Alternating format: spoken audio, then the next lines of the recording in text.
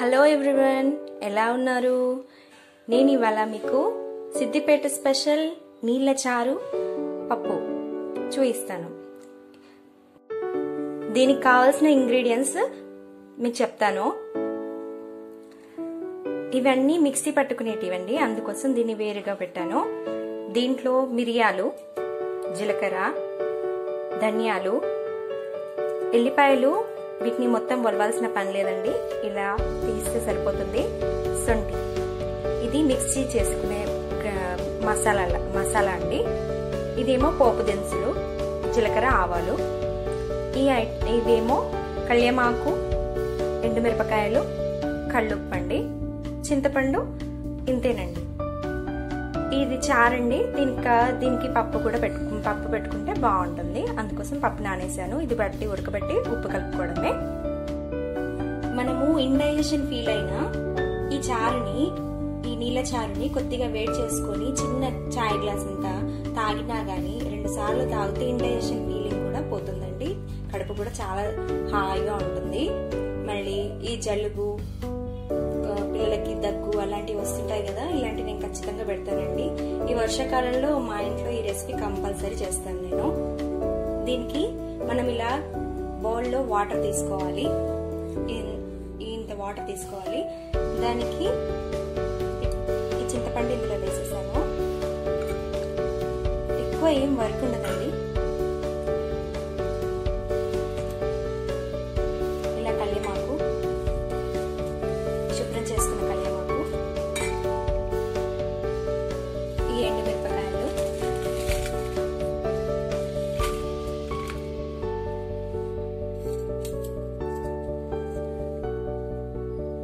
Turmeric powder, salt,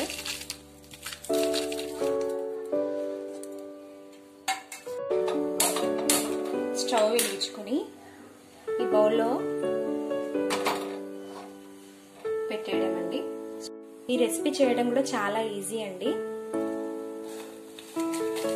ఎల్లిపాయలన్నీ ఇలా mixie జార్లో ఈ సొంటి, జీలకర్ర, మిరియాలు, ధనియాలు ఇవన్నీ ఇందులోకి వేసేయాలి. దీన్ని మిక్సీ చేసుకోవాలి. ఈ మిక్సీ జార్లో అంతా ఇంట్లో వేసేయాలండి. ఇలా మరగబెట్టుకోవాలి. ఒక 10 minutes వరకు మరగబెట్టుకోవాలి.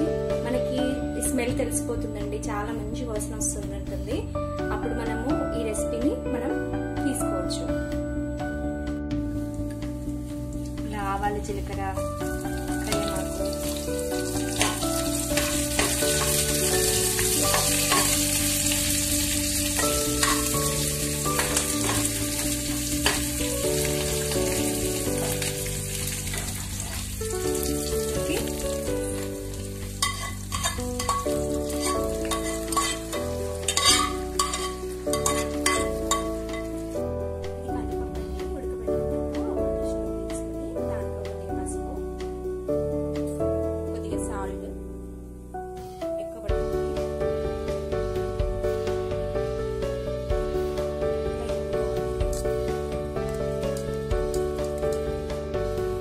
మనం మొదట స్టవ్ పైన నీళ్ళ చారుకు పెట్టుకున్న వాటర్ క్వాంటిటీ మనం స్టవ్ ఆఫ్ చేసినప్పటికీ ఆ చారు క్వాంటిటీ అనేది కొద్దిగా కిందికి ఉండాలండి.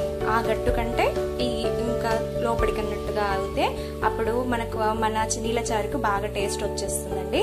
ఇప్పుడు నా నీళ్ళ చారు అయిపోయింది. దీన్ని డిష్ అవుట్ చేసుకుందాము.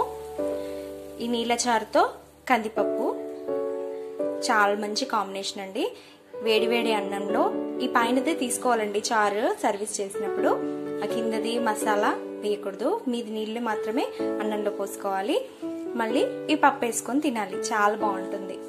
ఇలా నీళ్ళ చారుతో కందిపప్పు రెడీ. దీన్ని మనము 2-3 days వరకు మాత్రం వాడుకోవచ్చు. 2-3 days అన్నప్పుడు మసాలాతోనే మరిగించుకోవాలి అండి.